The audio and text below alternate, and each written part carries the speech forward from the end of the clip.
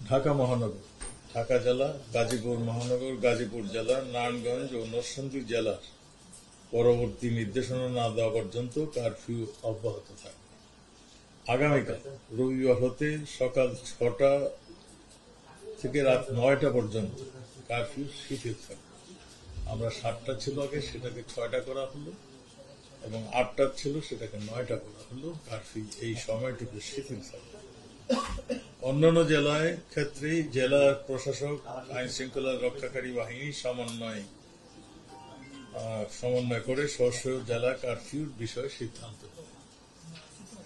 আপনারা জানেন রংপুরে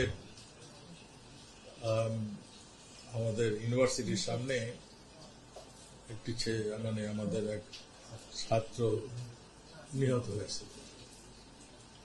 আমরা সেই জন্যই আমরা প্রাথমিকভাবে মনে করেছি যে ২ জন পুলিশ সদস্যকে আমরা সেই জন্য তাদেরকে বরখাস্ত করা হয়েছে, সাসপেন্ড করা হয়েছে।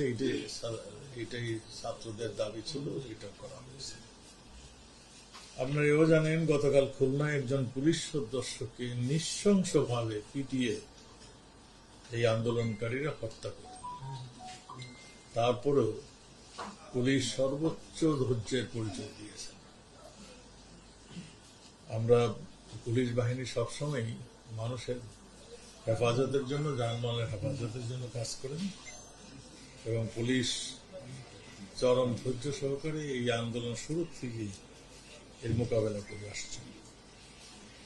আপনারা এও জানেন এইচএসসি পরীক্ষার্থী মাননীয় প্রধানমন্ত্রীর একটা নির্দেশনা ছিল যে পরীক্ষার্থী এবং ছাত্রদের জামিন দেওয়া, মানে তাদেরকে জামিনে ছেড়ে দেওয়ার নির্দেশনা তিনি দিয়েছেন।